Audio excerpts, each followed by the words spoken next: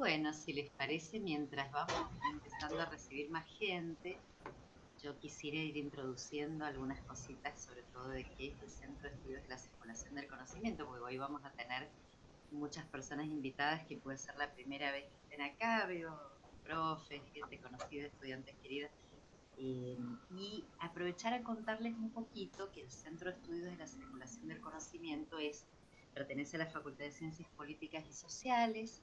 Al mismo tiempo trabajamos de manera conjunta con CONICET porque mayormente o somos investigadores, becarios, becarias, y al mismo tiempo esta convocatoria de hoy es una convocatoria articulada con una red que nació no hace mucho, que es este espacio Burdía Argentina que ustedes están viendo ahí, que ahora les vamos a mostrar un poquito más, y en la cual participan varias personas que estoy viendo acá, bueno, Héctor, Gonzalo, nosotros desde el equipo varias personas, y que seguramente irán entrando otras de todo el país, porque esta red burdiana es una red bastante federal. Y ahora les cuento un poquito más de esa parte, pero el Centro de Estudios Nuestros nació en realidad como equipo en el año 2004, o sea que ya hemos cumplido más de 20 años, y realmente en todo ese tiempo, bueno, hemos desarrollado muchos proyectos.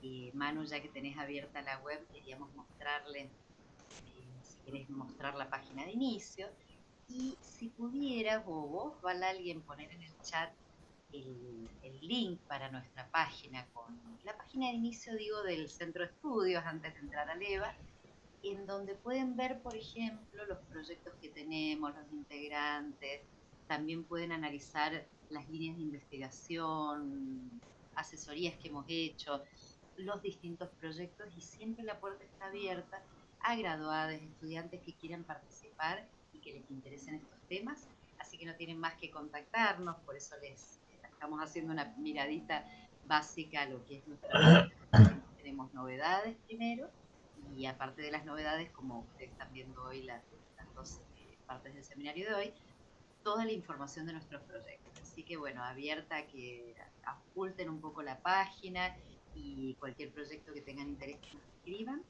Así que si Manu, Fabio, algunos de los que estoy viendo del equipo pueden en el chat poner el link y también el email del CSIC, estamos muy abiertos y contentos de que nos escriban. Y como les decía, hoy al hacer una convocatoria un poco más amplia, no solo por las dos temáticas que son de interés general, sino porque nuestro seminario mensual a veces tiene, por ejemplo, exposición de resultados preliminares o de las muchas tesis que están en curso de doctorado, de postdoctorado dentro de nuestro equipo, y tesinas y de maestría también. A veces esas reuniones son del equipo, en donde tenemos una mesa de trabajo, pero muchas veces este tipo de exposiciones son de interés, y esto lo demuestra la cantidad de gente que tenemos inscrita.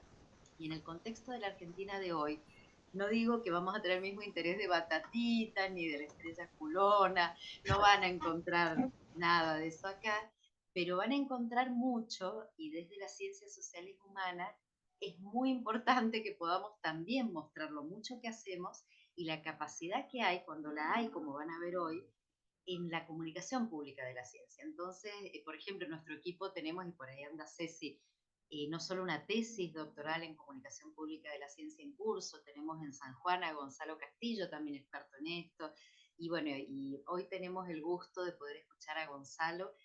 Gonzalo Azusa pertenece a un equipo de larga trayectoria burdiana en la Argentina. Nos acompañan varias personas de Córdoba aquí, les pediría en el chat a las personas bueno, que están participando hoy, que pertenecen a esta red. Y esta red tiene ese objetivo también de difundir no solo entre nosotros, entre las académicas o académicos, lo que hacemos, sino a la sociedad y a una audiencia mucho mayor. Entonces, si te parece, Manu, ahora sí, si podés entrar, pinchar en en el espacio Bourdieu Argentina, solo para mostrarles que dentro de la web, este espacio que constituimos, que es una red de Bourdieu, de estudios burdianos en Argentina, tiene ya su propia web, pueden ver novedades, pueden ver integrantes, pueden ver también proyectos y publicaciones. Así que bueno, les invito a que cuando quieran puedan revisar un poco esa web y la información de lo que se llama el IVA. Ahora, si podés dejar de compartir vos, Manu, me gustaría compartirles la publicación reciente a ver si la tengo abierta, pero siempre es medio problemático llegar solo y bien a una paginita. Si se ve ahora, ustedes me indicarán si lo están viendo. ¿Se ve? Sí, sí, sí, Sí. Fer. Gracias. Una de las cosas recientes y que hemos tenido el honor en realidad de poder escribir en el número 2 de esta revista recientemente inaugurada, es el número 2 de lo que es el boletín de Pierre Bourdieu, editado por la Fundación Bourdieu desde París, pero con un comité internacional. Bueno, en este segundo número hemos tenido el honor de participar con dos grandes estudiosos y estudiosas de Bourdieu como son Alicia Gutiérrez y Denis Baranger, en este artículo que ha habido una gran discusión en Practical Sense porque está en inglés, pero no es el momento ahora, si después quieren en el debate les comento, pero se edita en inglés, no en francés, porque en español no estaba pensado, pero bueno, yo he propuesto que sea multilingüe en el futuro. Pero este artículo nos ha permitido no solamente contarle un poco al mundo que esta red existe, que en Argentina tenemos ahora el Espacio Bourdieu Argentina, sino que se presentó esta revista en un webinar a fin de año, su aparición pública fue hecha justamente por nosotros también y con la presencia de Alicia, de toda la red. Así que también aprovechamos, por supuesto, en este artículo para contar lo que nos está pasando en Argentina, para explicar también cuál es la situación que estamos viviendo. Como ven, se acompaña de flyers, de fotos de las distintas manifestaciones. Así que bueno, no quería dejar de compartirles un poco ese contexto. Y si les parece entonces, ahora que ya estamos a unos 10 minutos, me parece que es el momento de empezar. Y para eso, este seminario que vamos a tener, que va a iniciar ahora Gonzalo, vos si tenés para compartir, si querés ir probando, es un seminario justamente sobre los sentidos y las percepciones, imágenes de la desigualdad. Y les presento brevemente a Gonzalo. Gonzalo Sousa es sociólogo por la Universidad Nacional de Villa María, es doctor en Ciencias Antropológicas por la Universidad Nacional de Córdoba, investigador asistente del CONICET en el IDH de la Universidad Nacional de Córdoba y docente también en esa universidad en la Facultad de Artes y en la Facultad de Ciencias Sociales. Es integrante de un proyecto que se llama Sociograma y que, si no me equivoco, Gonzalo, es un marco mucho más amplio que lo que vas a presentar hoy, pero que tiene realmente una trayectoria espectacular no solamente en investigación, en comunicación. Así que te dejo la palabra y de silencio. Bueno, gracias Fernanda, gracias por la invitación a la red y al centro. Voy a compartir ahora, me avisan si se ve bien, si se está compartiendo correcto. Se ve perfecto. Bueno,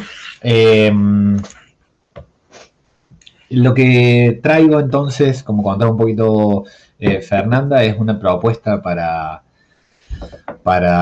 pensar un poco tramposamente como una teorización ex post con un proyecto ya en marcha, pero de alguna manera que siempre estuvo ahí presente, para pensar al mismo tiempo investigación e intervención sobre las imágenes de la desigualdad desde una lente burdesiana. Así que le pusimos este nombre, Sentido del lugar e imágenes sobre la desigualdad, una disputa burdesiana por los esquemas de percepción social. Lo primero que quiero contar entonces es un poquito lo que empezamos a observar en ese marco del equipo y de otros intercambios, como imágenes socialmente disponibles sobre la desigualdad en Argentina. Hay algo que, bueno, quienes alguna vez visitamos alguna lectura de Bourdieu sabemos, él nos advierte esta maldición de la sociología que se ocupa de un objeto que habla y que al hablar opina y tiene sus propias explicaciones y relatos sobre lo social, y esas explicaciones están desigualmente disponibles en el espacio público como repertorios.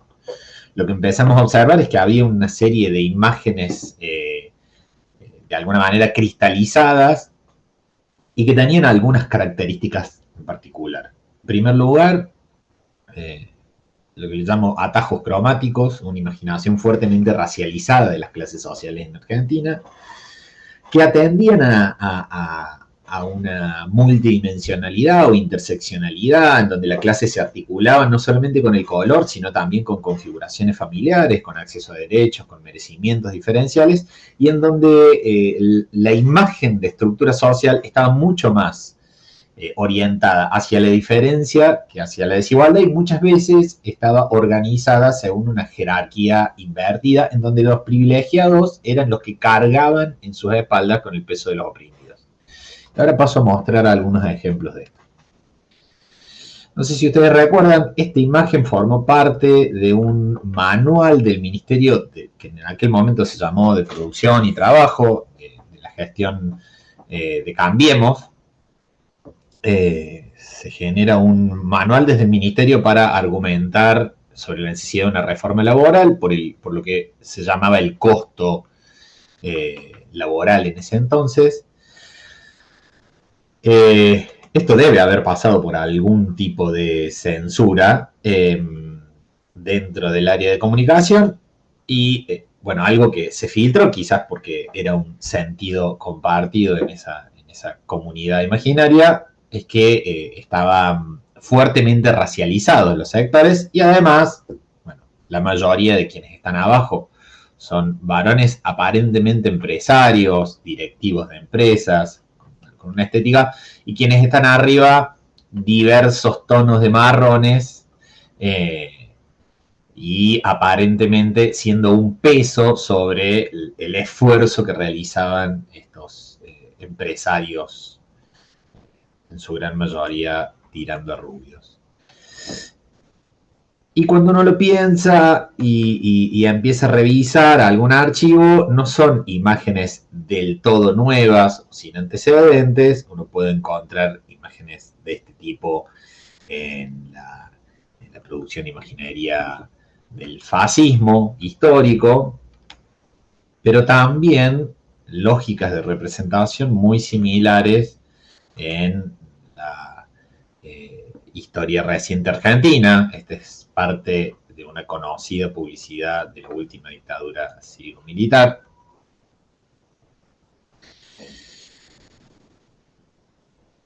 Y obviamente estas imágenes no quedaron simplemente ahí disponibles, sino que fueron intervenidas, fueron disputadas, fueron respondidas fundamentalmente en redes sociales, haciendo de alguna manera más ruido en relación a lo que venía sosteniendo sobre las imágenes públicamente disponibles para representar la desigualdad. Y por si quedaba alguna duda, de la misma época, esto es cartelería de ANSES, de fecha de pago, fíjense, una es asignaciones familiares, es decir, la correspondiente a ser cobrada por trabajadores con empleo registrado, y la de la derecha es la asignación universal por hijo. Ambas atienden al mismo sujeto de derechos, que son las niñeces. Sin embargo, hay una que se presenta, como decía una periodista, con una familia blanca y bien constituida, y otra en donde lo que se grafica y visualiza es una madre sola, y también de lo que podríamos llamar hoy identidades marrones, que de alguna manera graficaba cómo la mayor caja del Estado, siguiendo la forma en la que la nominan Perelmiter y Archidiácono, ANSES, pensaba la población a la que atendía y la diferencia que implicaba. Esto tampoco era novedoso. Fíjense, esto es una nota del diario Clarín. El título decía: arrancaron juntos primer grado y uno le lleva al otro 2 cuadernos de ventaja. Acá se asocia también no solo los colores, sino también los uniformes, y cómo las clases están distintamente vinculadas con el sector privado y el sector público. Pero es una imagen que de alguna manera se repite, y en donde, insisto, hay muchas veces jerarquías invertidas y una construcción más en torno a la diferencia que a la desigualdad. Esta ya fue la que se consideró, vamos a decir, demasiado más reciente en el tiempo. De hecho, La Nación bajó la imagen de la nota de su sitio web, ya no está más disponible, lo que circulan son fotos de la versión impresa que no pudieron bajar, en donde nuevamente hay una, vamos a decir así, interseccionalidad entre clase, raza y en este caso estilos de vida y gustos culinarios, pero nuevamente la representación es más bien de diferencia y conflicto, pero sin asimetrías de poder. Y esto, para mostrarles un trabajo de campo reciente que venimos haciendo con un grupo de compañeras, la mayoría de ellas presentes también en nuestro equipo de investigación y en el proyecto Sociograma, en donde en medio de una entrevista en profundidad, en donde preguntamos sobre desigualdad, les pedíamos que dibujaran cómo dibujarían rápidamente la sociedad argentina. Esto tiene un montón de implicancias metodológicas, si quieren después lo discutimos, pero quería mostrar rápidamente cómo aparecían algunas representaciones más vinculadas a la jerarquía o a la pirámide, pero también muchas representaciones en donde hay una división horizontal, quizás una representación política sobre la construcción de la estructura social, en donde el conflicto está mucho más en la grieta que en la brecha. En la grieta política que en la brecha social. Bueno. Pero antes de intervenir sobre estas imágenes, creía que era necesario también reconstruir cómo desde la sociología, desde la historia de la disciplina, hemos producido un conjunto, una historia de imágenes, de formas de representar la realidad social o la estructura social. Algunas de ellas incluso tienen un espacio importante en el debate público y en la enseñanza obligatoria. Y además tienen algún tipo de conexión con teorías de la acción. Para empezar, por una representación más clásica, la del fotoperiodismo. Cuento una cosa cortita. Cuando con Héctor y Alicia publicamos el libro de la grieta a las brechas, la editorial tenía una línea editorial en donde las tapas de los libros eran con fotos. Y cuando buscábamos una foto sobre la desigualdad, se nos complicaba muchísimo, porque la mayoría de los fotógrafos y las fotógrafas con las que hablábamos nos mandaban fotos sobre representaciones clásicas de pobreza. La representación, digamos, aquello que se puede fotografiar muy clásicamente.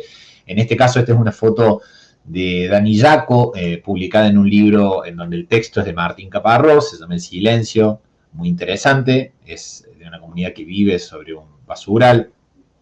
Pero esta es una representación clásica con la que ha dialogado siempre la sociología, pero también, muy clásicamente, ha generado una serie de representaciones más en forma de diagramas sobre cómo se compone la sociedad, en este caso en una pirámide demográfica que nos dice muchas cosas, desde muy rápidamente, desde prácticas reproductivas, disponibilidad de hospitales, cobertura previsional y, como decía un ministro de esa misma gestión, hasta qué punto los viejos se niegan a morirse y siguen siendo parte de nuestras sociedades.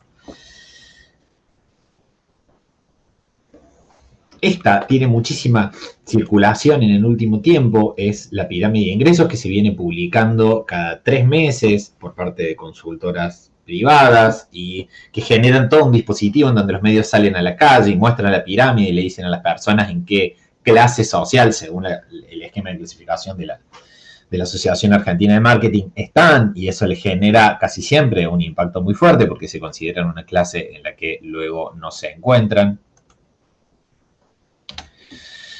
También existen representaciones piramidales o de la estructura social en relevamientos. Esta es una pregunta que se incluye en la ISSP, en una encuesta a nivel mundial, en donde se pregunta cuál es la imagen que más se le asemeja a la sociedad en la que viven. Fíjense acá una cosa que sucede, entre el 70 y el 80%, más o menos en general hasta los últimos años, en Argentina respondía que se consideraba de clase media. Sin embargo, cuando tenían que elegir la imagen que más representaba a su sociedad, la mayoría elegía la tipo A y la tipo B, no una imagen de sociedad con mucha clase media, sino con una base muy amplia y un pico bien empinado. Cosa que también implica un desafío para pensar cuál es la relación entre la autopercepción de clase y la representación sobre la estructura social toda. Y esto, como para complejizar todavía un poquito más, son referencias que encontré en un libro de Howard Becker para hablar de la sociedad, no basta con la sociología. Me parece que es un material súper importante y no tan reconocido. Este es un texto de Davis, Garner y Garner, en donde trabajan la estructura social entre la diferencia entre las castas de blancos y negros. Y acá lo que muestra es una suerte de estructura social en movimiento, en donde a medida que la sociedad se va modernizando en el sur de Estados Unidos, esa diagonal entre A y B se va pareciendo cada vez más a una línea vertical entre D y E, con lo cual las posiciones de clase serán cada vez más homólogas entre blancos y negros. Incluyo una referencia más, que está en Hughes, en donde lo que muestran es también un intento de pirámide social, aunque más asimétrica, un poco menos dibujada, pero en donde reconoce algunas diferencias, además de esas posiciones, entre ingleses y franceses en una comunidad con composición étnica diferencial, pero me parece que es también interesante para pensar cómo es que vamos a generar esas representaciones. Voy a tratar de ir encarando entonces hacia esta reflexión teórica. Primer problema, si pretendemos intervenir sobre estas imágenes, es no olvidarnos de la teoría de la acción que sostenemos para investigar lo social. Y si si nos paramos desde una sociología disposicional, mal estaríamos haciendo si al momento de intervenir creemos que vamos a intervenir simplemente sobre la manera en la que las personas piensan y que de esa manera estaríamos modificando la práctica social, porque la teoría de la acción de la sociología disposicional, para adoptar el nombre de Lair sobre la perspectiva burdesiana, no tiene un esquema que va del pensamiento a la acción, sino que tiene más bien un esquema. Bourdieu habla de la doble existencia de lo social, pero después el esquema es tripartito entre posición, disposición, que son esquemas de pensamiento, percepción y acción, y toma de posición como el momento de la práctica. Entonces, nuestra intervención en relación con las imágenes sobre la desigualdad está en el orden de la percepción y está en el orden de la dimensión simbólica de ese proceso experiencial en el cual, a partir de una posición de clase, las personas desarrollan, incorporan esa estructura objetiva en forma de esquema y desarrollan disposiciones a la percepción. La imagen en ese sentido pareciera ser en gran parte al mismo tiempo un desafío y un recurso eficaz y potente para intervenir sobre esa dimensión de la percepción y sobre esa formación de disposiciones a la percepción. Entonces, de alguna manera, recuperando y recordando que no solo investigamos con Bourdieu, sino que también tenemos que poder intervenir con Bourdieu, aunque eso sea sumamente frustrante por momentos, ese es el sentido por el cual elegimos colectivamente intervenir usando y actuando sobre imágenes de la desigualdad. A partir de eso, uno podría reconocer por lo menos 3 grandes cosas que deberíamos poder hacer con estas imágenes en relación con la desigualdad. Las voy a pasar muy rápidamente, pero una es dar una idea sobre cómo es la totalidad de la estructura social, por esto que venía planteando al principio. Cuando uno pide que dibujen, aparece mucho más fácilmente una división agrietada de la sociedad en términos políticos que una estructura social en los términos en los que hace por lo menos 100 y pico de años desde la sociología venimos tratando de captar. En segundo lugar, tenemos que socializar herramientas para determinar dónde estamos parados, es decir, desarrollar un sentido del lugar, como sostiene Bourdieu, en donde la evidencia empírica que generamos desde la sociología tenga un lugar cada vez más importante. Y en tercer lugar, generar explicaciones del orden de lo que él llama el principio de la no conciencia, mostrar cómo funcionan los mecanismos, los engranajes y el condicionamiento de lo social más allá de la voluntad de los individuos, que es también hoy una dificultad muy fuerte en el debate público. Entonces, de nuevo ahí me gustaría recuperar la definición de sociología visual que recupera Becker, donde habla de ensambles ordenados de factores nominales vinculados por vectores causales o casi causales. ¿Cómo dibujamos eso? Recuperando 2 elementos. El primero, la evidencia empírica de la que venía hablando, todo lo que producimos en términos de datos, de investigación empírica, pero también momentos distintos de la imagen. Uno podría decir, bueno, necesitamos por momentos, esta es una pregunta muy común en relación a los estudios de estratificación. Uno tiene clases con nombres muy complejos porque los esquemas tienen 7, 8, 12... Y en determinado momento esos nombres de las clases dejan de hacer sentido, incluso para colegas que trabajan en las ciencias sociales pero que no se dedican a la estratificación social. Y te terminan diciendo, bueno, clase obrera de trabajadores marginales, o clase obrera asalariada, o elite, clase media tradicional. ¿Qué significa? ¿Quiénes son? Entonces, una primera tarea es poner rostro para acercar el contenido y al mismo tiempo luego romper ese rostro, romper la sustancia que implica ese sujeto y volver a reconstruir una imagen relacional. Obviamente esto estoy diciendo lo que hay que hacer y que uno trata, pero no quiere decir que es lo que hayamos logrado.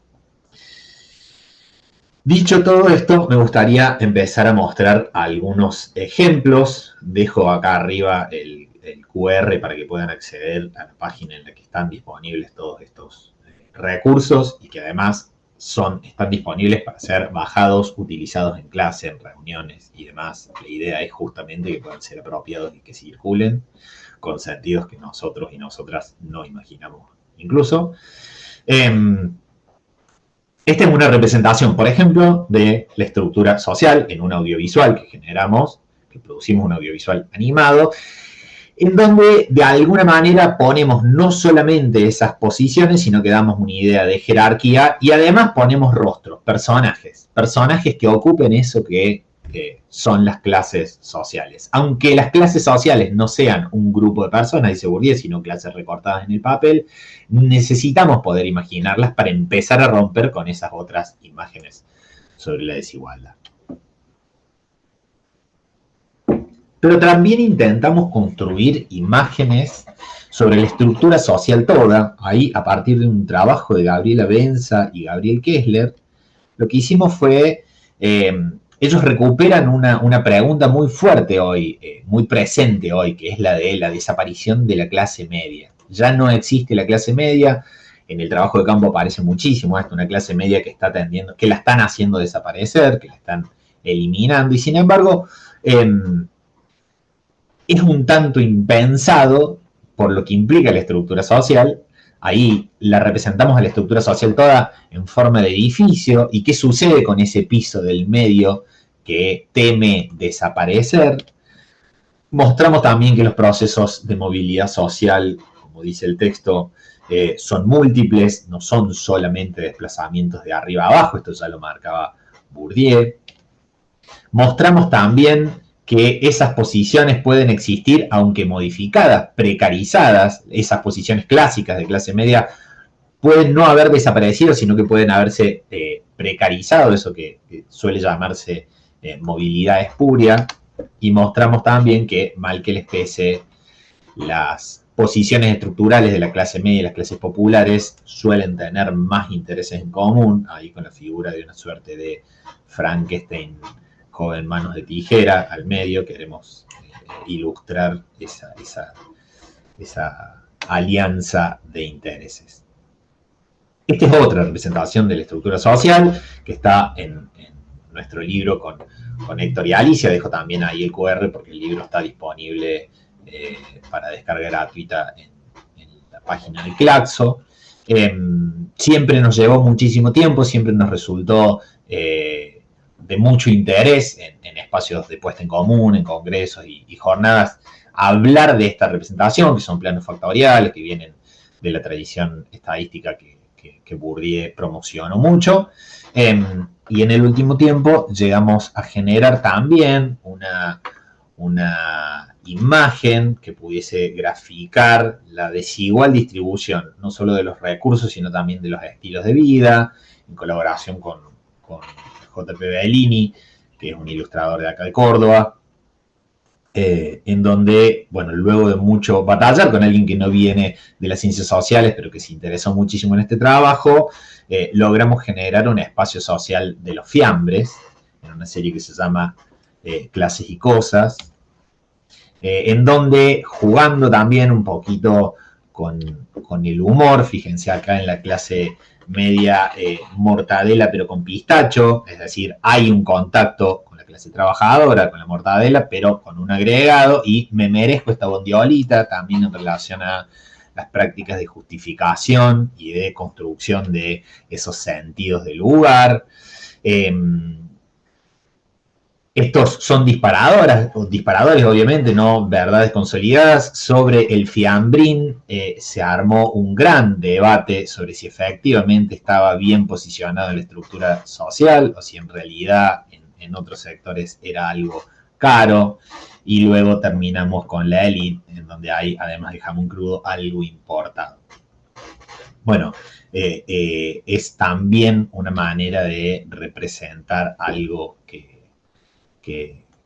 entendemos como muy complejo, como una imagen relacional, en donde lo que importa no es la sustancia del fiambrín, sino su lugar en un sistema de posiciones y relaciones entre posiciones y su valor relativo que le da el efecto estructural.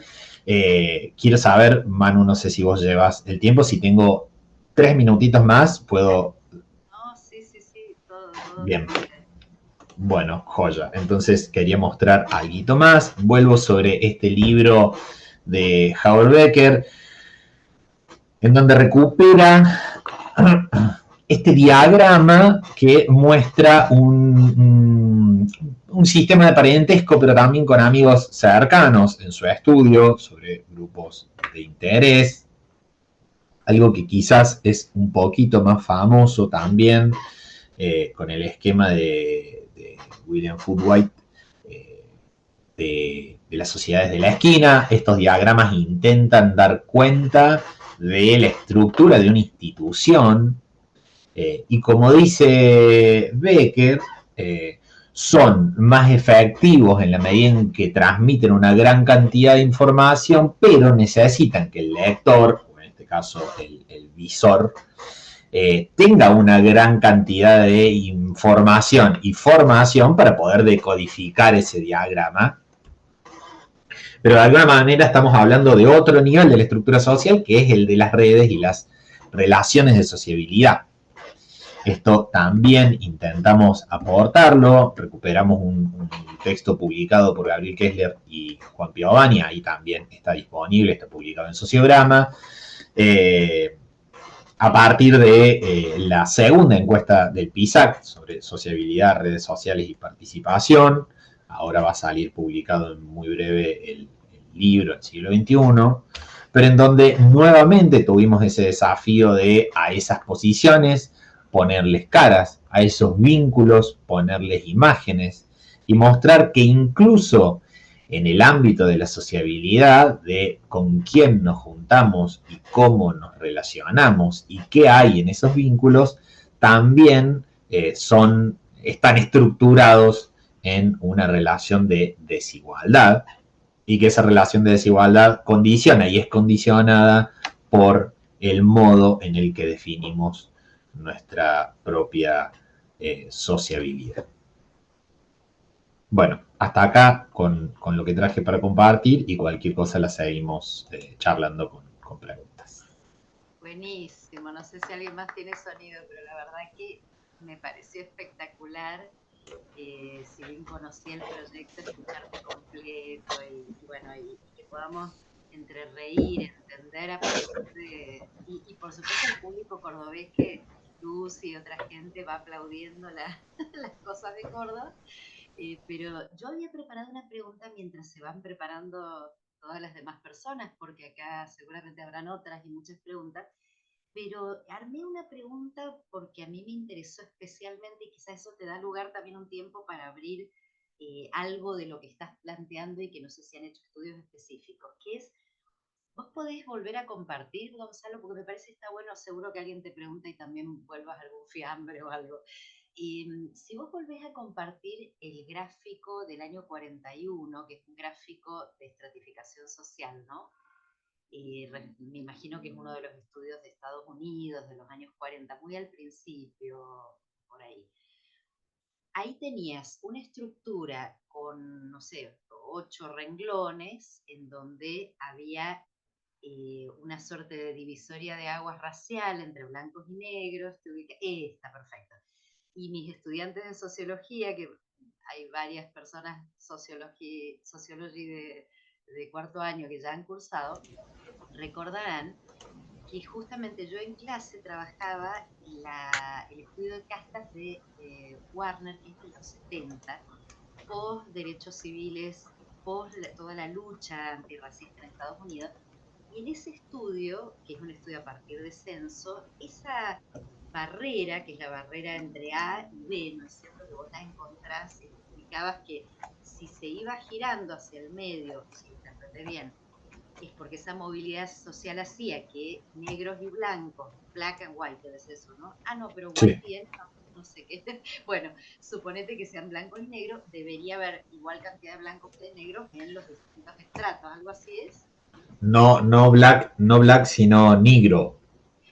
Ok, con más razón, Sí. porque a partir del año 41, en los años... Eh, no, creo que más que la misma cantidad en los estratos, lo que está diciendo es que las posiciones tenderán a ser cada vez más homólogas. Lo que él está diciendo es, en primera instancia, porque las letras son upper, middle y low, en primera instancia, la low de los white equivale a la middle de los negros.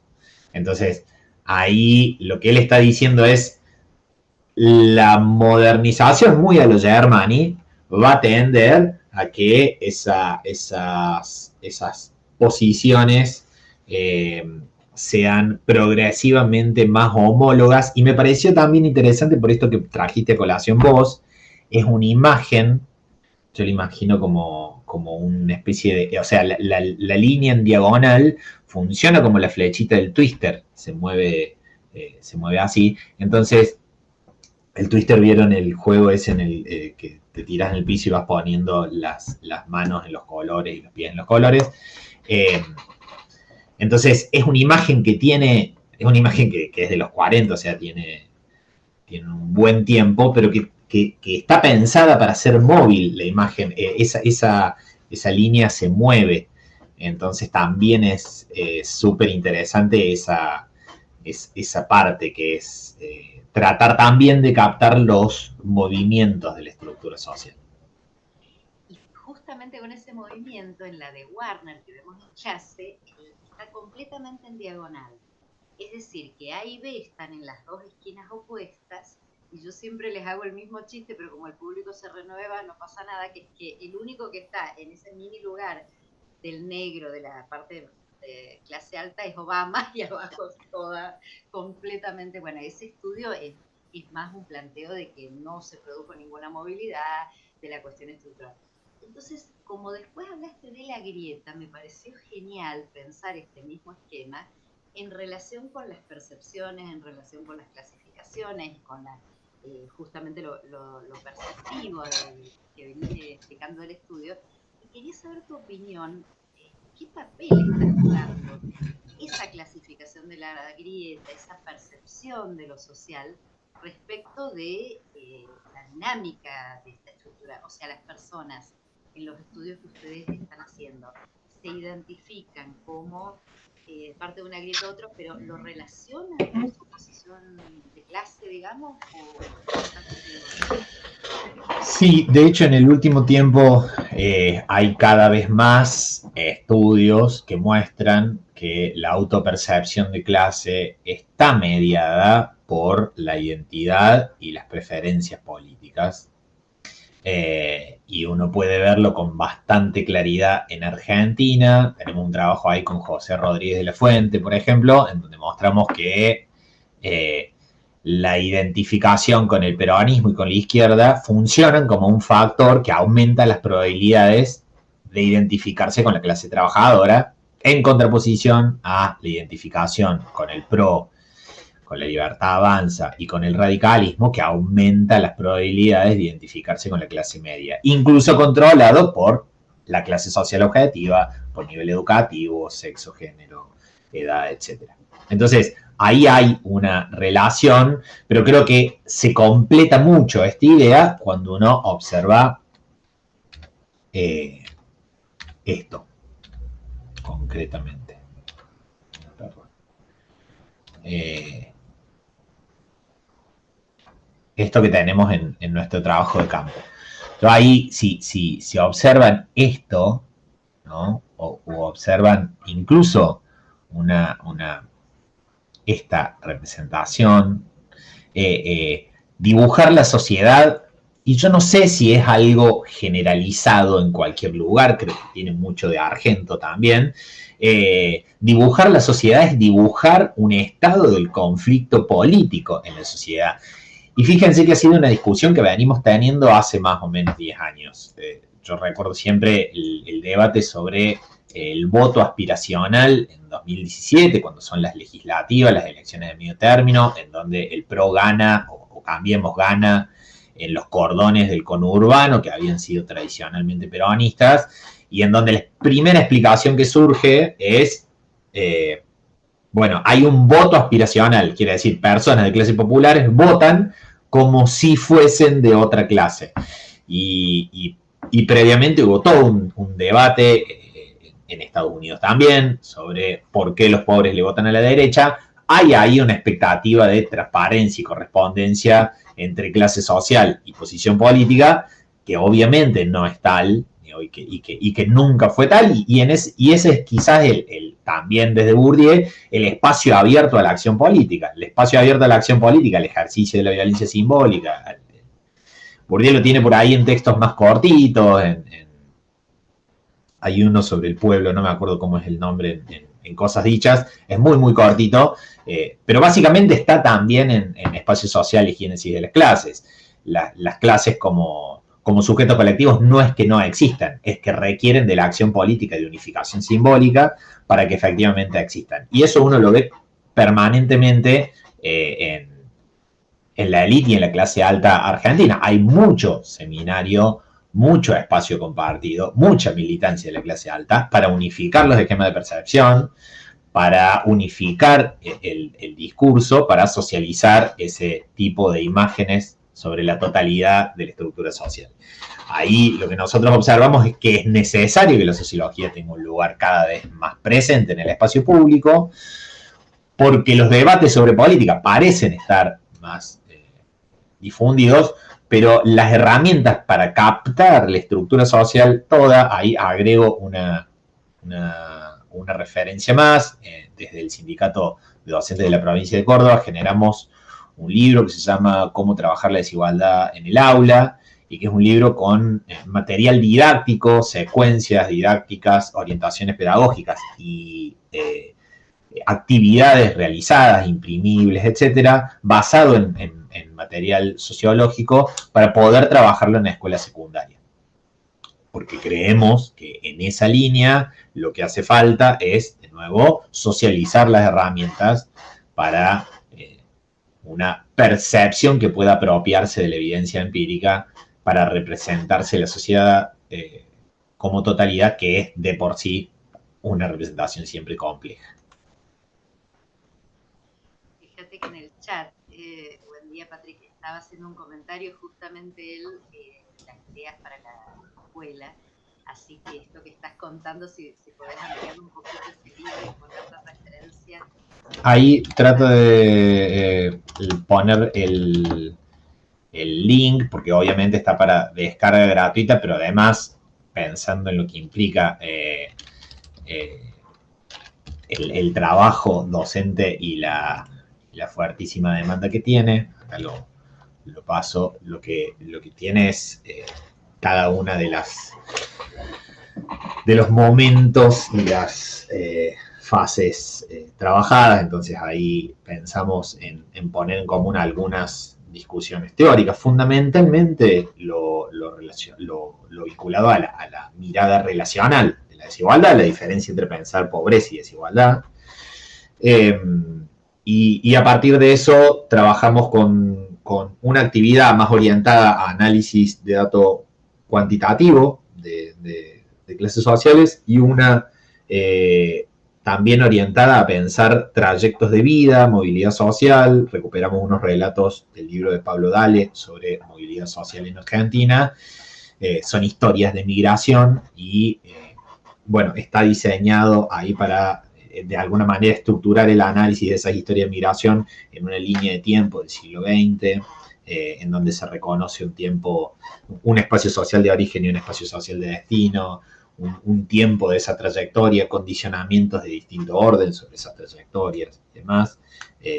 La idea ahí es, obviamente, que las y los docentes ponen el tono y sus decisiones pedagógicas, pero poder poner en común un repertorio de recursos didácticos y pedagógicos para que puedan incorporarlo ahí en la complejidad de su trabajo docente. Bárbaro, Gonzalo. Y mientras aparece alguna otra pregunta o comentario de chat, ¿vos podés volver a los salames? Sí, por supuesto. Ahí tengo una pregunta que por ahí, me parece, todas las que estamos acá nos podemos estar haciendo, que nos digas, en algún momento dijiste, bueno, en realidad ha habido, se puede comprobar un proceso como de dispersión de la clase media, desaparición.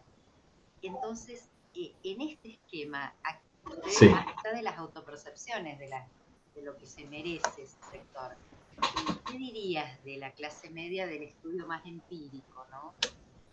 Bueno, quizás entonces conviene esta imagen y después volvemos si quieren, pero en realidad nosotros seguimos observando, y quizás esa es en algún momento cambiamos la denominación, en algún momento del proceso de más de una década que venimos trabajando en este proyecto específico. El proyecto incluso es previo. En algún momento hablamos de cuadros técnico-administrativos para nombrar esa posición. No dejaba de ser una denominación que siempre renuncia a algo de relacionalidad y se para en algo en algún nivel de sustancia para poder generar una imagen y un espacio de diálogo conjunto con otras perspectivas de la estratificación que no son la burdesiana. Pero básicamente seguimos encontrando un área del espacio social y un conjunto de posiciones recortadas ahí, con características que pueden ser codificadas en el imaginario nacional clásico, mucho más vinculadas a la inserción en las áreas de enseñanza, de salud, en ocupaciones estatales, en niveles de ingreso entre el sexto y el noveno decil de ingresos per cápita familiares. También en algunas configuraciones familiares, Héctor siempre llamaba la atención sobre esto y recordaba la forma en la que Bourdieu describía la pequeña burguesía en La Distinción, donde decía, es una burguesía que se empequeñece para seguir siendo burguesía.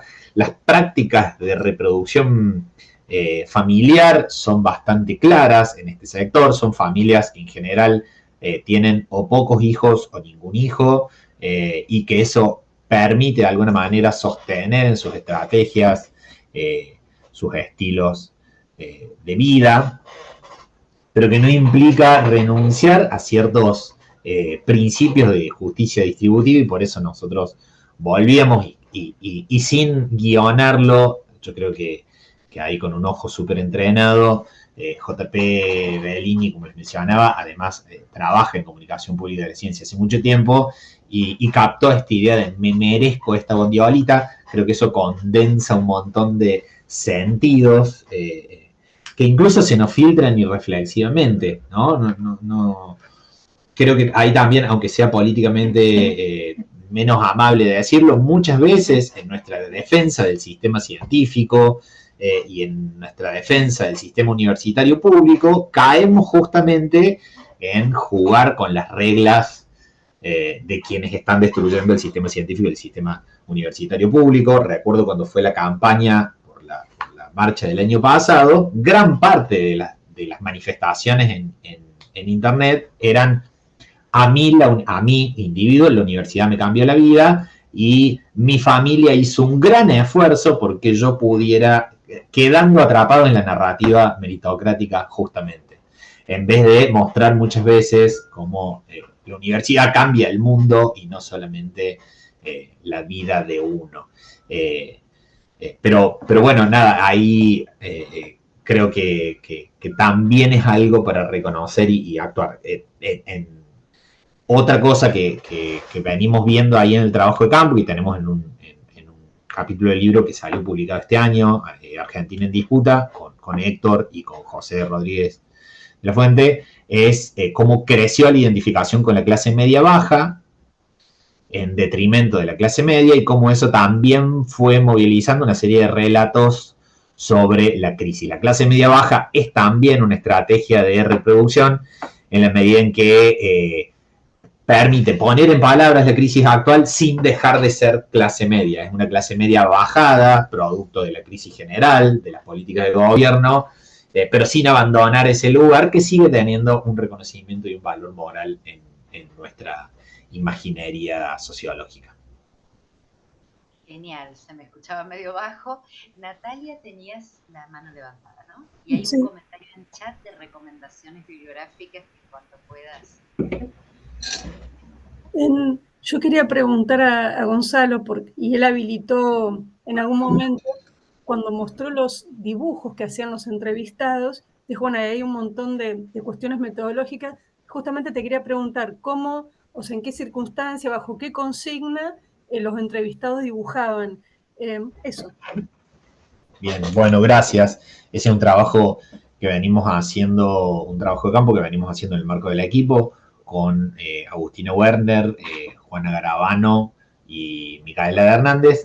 Hicimos una serie de entrevistas a el conjunto de posiciones que identificamos en la estructura social cordobesa. Esas entrevistas relevaban, además de algo de trayectoria, datos sobre prácticas financieras y organización de los gastos de los hogares, prácticas de representaciones impositivas y algunos datos sobre percepción de las desigualdades, entre ellos clase social subjetiva y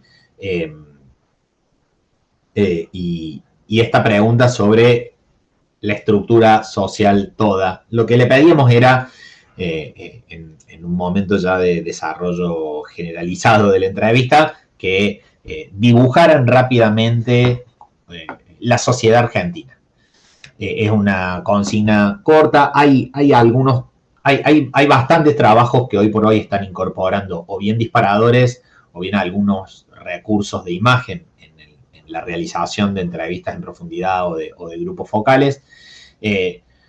la idea era justamente empezar a ver si en la imagen aparecían elementos más de estructura social jerarquizada, con desigual distribución de los ingresos, o si aparecía fuerte, porque esto ya habíamos hecho en un trabajo previo en 2021, una imagen de polarización política como una forma de describir la estructura social. Ese era como el primer interés, y después también aparecieron otras versiones, uno podría decir más el relato social de Thatcher, bueno, en realidad la sociedad no existe y lo que existe son los individuos y las familias. Esto también aparece como la representación de la sociedad, como la casa, como las casas, pero sí volvimos a encontrar la persistencia de la grieta en distintas formas, como acá, perdón, vuelvo sobre esa imagen para que la puedan ver, pero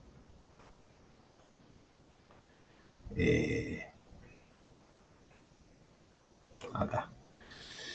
Pero digo, tenemos la grieta como una, fíjense que hasta 50% y 50%. Nosotros también nos habíamos encontrado en 2021 que aparecía esta imagen de sociedad como un círculo partido al medio. Y están los que trabajan y los que viven de los que trabajan. Y son más o menos mitades. Entonces está como muy influida. De hecho, en los medios tiene mucha más presencia el debate sobre la grieta política que el debate sobre la desigualdad y la estructura social. Entonces ahí fundamentalmente quisimos trabajar sobre esta idea. Algunas veces las representaciones eran plenamente políticas y aparecía Argentina y Milei dibujado, dibujar la sociedad, pero insisto, esto tiene mucho de contexto nacional y local, creo que es algo que vivimos particularmente, esa intensidad de la percepción de la polarización política. Pero creo que hay. Y hay otra cosa que sí me parece que yo lo nombraba como cuestión metodológica a pensar, que es la sensación de autoridad para poder hacer estos ejercicios. En general hay un primer momento de negación, y los mismos sectores que no se sienten autorizados para opinar tampoco se sienten autorizados para dibujar. Y esto es algo que tenemos que ir registrando de manera sistemática también, porque hablar de la sociedad es también un peligro de imposición de temática en nuestro trabajo de campo. Y en relación a la recomendación de lectura, hay una serie de trabajos clásicos, me parece. Yo recomendaría los trabajos de Gabriela Benza, hay bastantes, están disponibles en internet. En relación a clase media, advierto esto, este conjunto de trabajos que recomendaría leer van en contra de la idea de que la clase media está desapareciendo. Más bien, las posiciones de clase media se precarizan, pero la clase media no desaparece como tal, más allá de que viva en un miedo permanente, como decía el Feynman bueno, en un miedo permanente de caer en las clases populares. Gonzalo, mientras vamos cerrando, yo pensaba que sí. si podés dejar de compartir, ¿ahora se me escucha un poquito mejor? Sí. Y porque quería volver a compartirles la web, a ver si la están viendo, de nuestro centro de estudios, donde está el sitio del EVA, que es el Espacio Bourdieu Argentina. Están viendo ahora, Gonzalo, ¿no? Sí. Duplicado. Y porque ustedes acá pueden ver directamente el acceso a los distintos trabajos de cada uno de los integrantes. Por ejemplo, hay muchos trabajos, además de Gonzalo, con Héctor, que estabas por ahí. Entonces, ustedes pueden trabajar, mirar todo lo que tenemos en ese sitio y pinchar en cada uno de los perfiles de estas personas, a ver si te encuentro, Héctor, que estás de coautor de varios trabajos, y simplemente buscar el material y encontrar libros completos, referencias, así que solamente eso como para cualquiera que quisiera hacer ahí una miradita un poco más profunda y buscar más material.